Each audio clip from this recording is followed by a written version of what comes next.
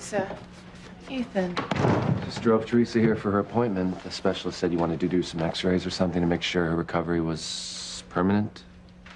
Yes, we will do that as soon as there's an opening in the x-ray room.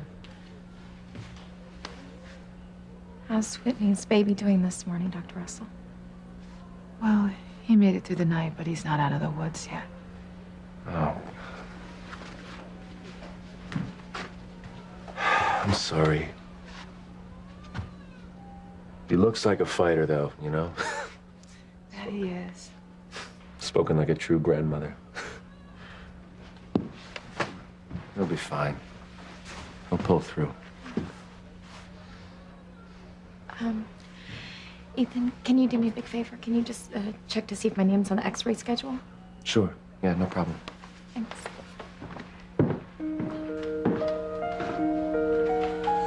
I didn't hear from Whitney last night, you know, so I don't know if she told Chad the truth. I know, honey, I don't have any idea. I went to see her this morning, but she was still sleeping. I didn't want to wake her up to ask her. Yeah. You know, as much as I want her to tell the truth, I'm worried for her, you know. I mean, what if Chad, finding out that he's the baby's father, sent him right over the edge? I'd like to go check on Whitney. Yeah, I'll come with you. Hey. Hi. Do you think that we have time to check on Whitney before the x-ray room's available? Yeah, I think there's time. The nurse said it would take a while, and she'll come and get you when it's time. Okay. Would you mind if Dr. Russell and I visit her alone? No, not at all.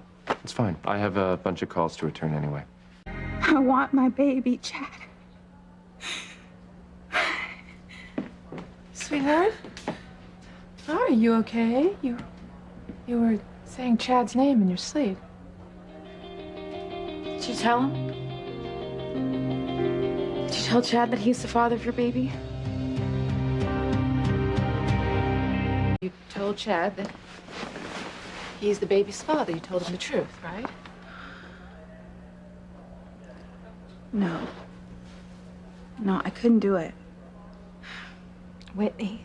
I don't want to hear a lecture from either of you, please. I mean, it's not like I even had a choice in the matter.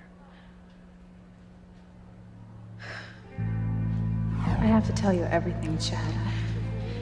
I can't keep this to myself any longer.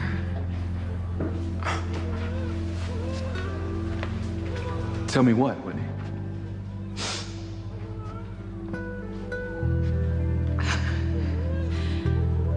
The baby,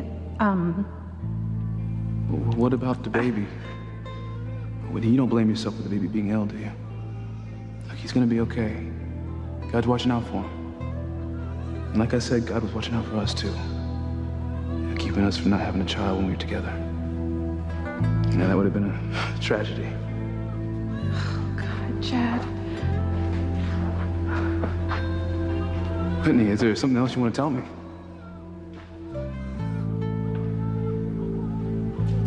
I just feel bad Fox wasn't able to be there for the birth, that's all.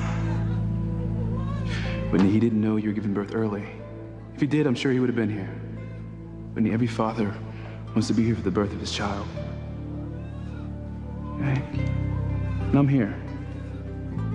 Right? I'll always be here if you need me. And I'll be here for the baby too. Okay?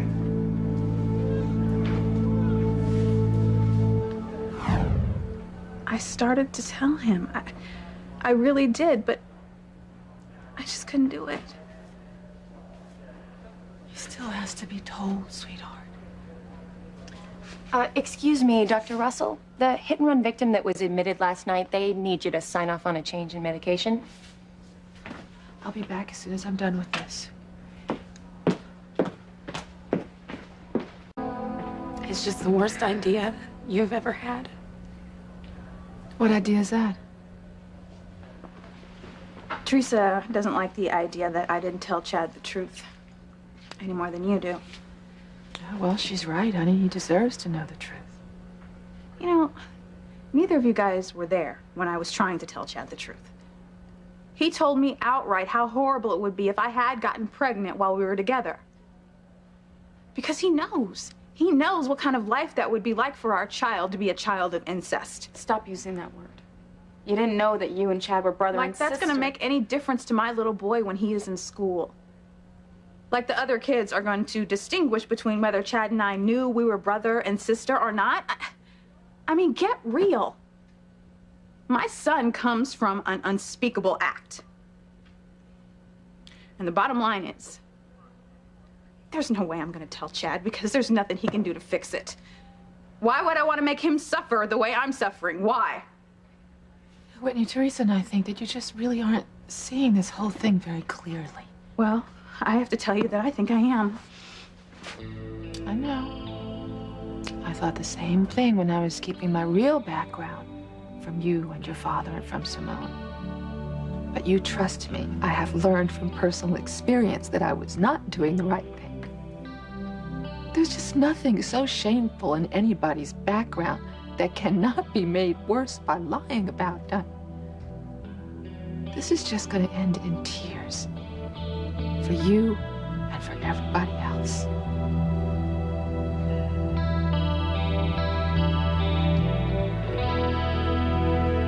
You are Whitney with two men in love with you. Fox and Chad, and I know you cannot be comfortable lying to either one, much less both of them, about the paternity of your baby boy. You know, you guys wouldn't be giving me such a hard time if you'd have seen the look on Chad's face when I was trying to tell him the truth. I am not about to give him the worst news of his life. And Fox either, for that matter. Because there's nothing either one of them can do to change things. Whitney, I don't believe that. Teresa, look, you promised me that you wouldn't tell anyone who the father of my baby really is, right? Yes. Mom promised me the same thing, but she lied. You told Julian.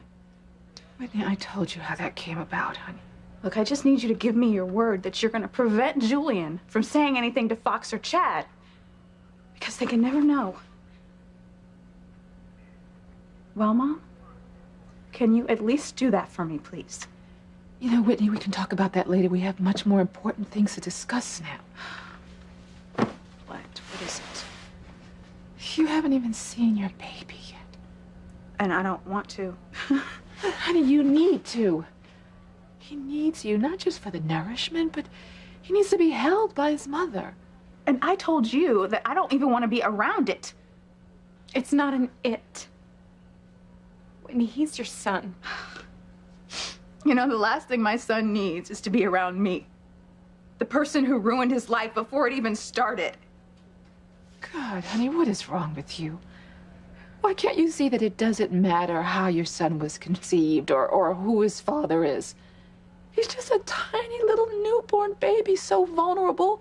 He doesn't know, he doesn't care about any of those details. He just wants his mother. And there's Fox, Whitney. What's he gonna do when he finds out that you haven't held your son? The baby that he thinks is his. Look, Teresa, I told you. I'll deal with that when I need to, okay? Whitney, you sound like you have some plan or some scheme or something up your sleeve. Is there something that I need to know about?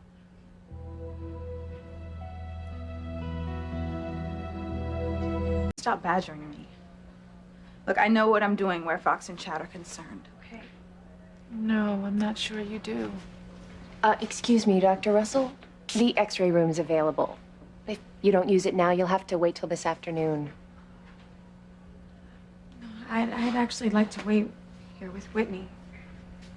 No, honey, I think we should take advantage of the free time. We won't be long, Whitney.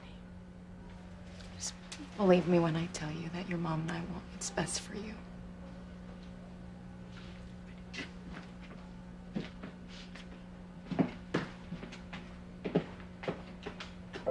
Oh my God.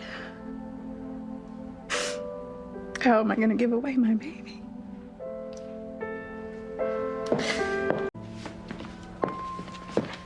Well, Teresa, your x-rays look good. It's obvious that the swelling around your spine has gone down significantly. So does this mean that I'll be able to walk without my cane someday? I'd say sooner rather than later. But I think you should take it easy, get a lot of rest. As a matter of fact, I think you should go home and rest now. I don't really want to leave Whitney right now, you know? I know. I know. I wish there was a way to make her understand that it doesn't matter who's the baby's father. It's still her beautiful baby boy.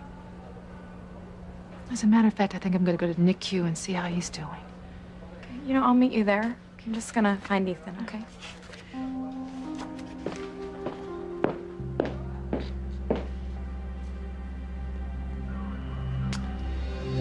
Take a good look at your grandson, Dr. Russell. Because once Whitney places him up for adoption, we never see him again.